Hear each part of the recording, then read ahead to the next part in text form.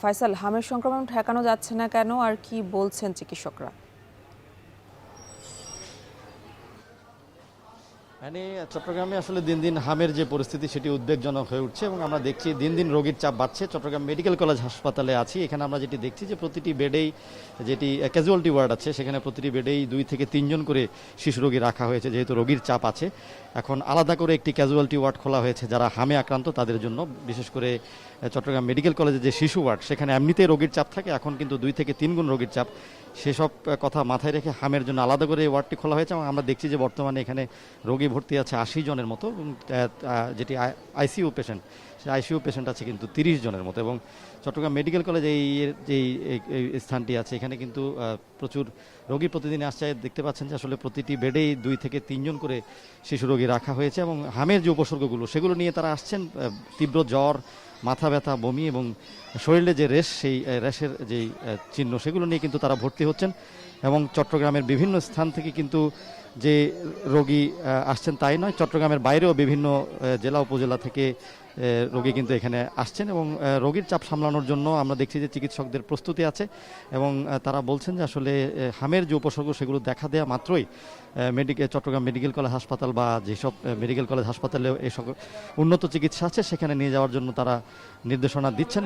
এবং আমরা এখন পর্যন্ত যেটি জেনেছি, চট্টগ্রাম মেডিকেল কলেজ হাসপাতালে এই পর্যন্ত হামের উপসর্গ নিয়ে মারা গেছে 55 জন শিশু এবং প্রতিদিন আসলে হামের রোগী বাড়ছে। গত 24 ঘন্টায় চট্টগ্রামে 70 জন নতুন করে হামের উপসর্গ নিয়ে ভর্তি হয়েছেন, যে কারণে মোট এখন পর্যন্ত চট্টগ্রামে হামের উপসর্গ নিয়ে ভর্তি হওয়া রোগীর সংখ্যা 1010 জন। এবং আমরা যেটি দেখছি যে আসলে চট্টগ্রাম মেডিকেল কলেজে যেমন প্রতিদিন রোগী ভর্তি হচ্ছে, বিভিন্ন উপজেলাগুলোতে কিন্তু রোগীরা ভর্তি হয়ে এখানে তাদেরকে নিয়ে আসা হচ্ছে বা চিকিৎসকের পরামর্শে তারা এখানে আসছেন।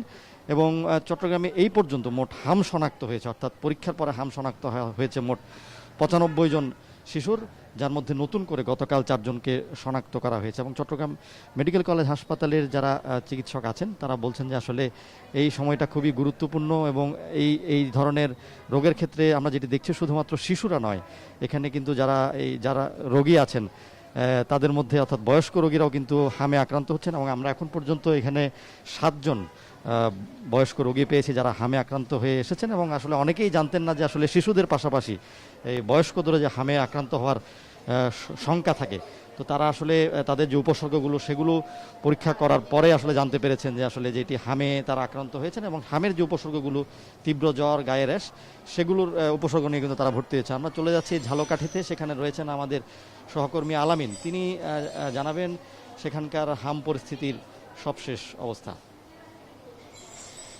ফয়সাল, আমি আপনার পরিসংখ্যান শুনছিলাম। এটা একটি বড়সড় পরিসংখ্যান, কিন্তু আমার জেলাটি দক্ষিণ জনপদের সবচেয়ে ছোট জেলা। এখানে সদর সহ মোট 4টি উপজেলা রয়েছে এবং 6 লাখের কিছু বেশি মানুষের বসবাস। এই কারণে অন্যান্য জেলার তুলনায় এখানে আসলে যেমন মানুষ কম এবং রোগী সংখ্যাও কম। আমি হামের প্রকোপ শুরু থেকে যদি বলি, আর এই পর্যন্ত হামের প্রকোপ শুরু থেকে আজকে পর্যন্ত সন্দেহজনক স্বাস্থ্য বিভাগের তথ্য অনুযায়ী 176 জন সন্দেহজনক রোগী হাসপাতালে এসে চিকিৎসা নিয়েছেন এবং তারা হামে আক্রান্ত হিসেবে 9 জনকে চিহ্নিত করেছেন।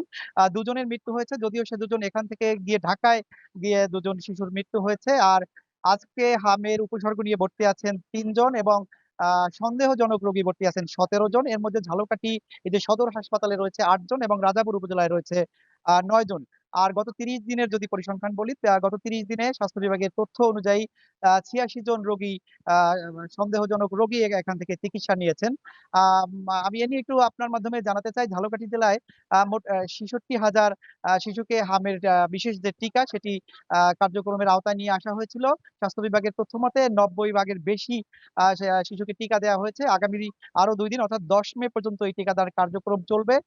সেই 10 দিনের মধ্যে কিন্তু আপনার আর যে 10 ভাগ সেটিও তারা সম্পন্ন করবে, এমনটি আমাদের কাছে জানিয়েছেন।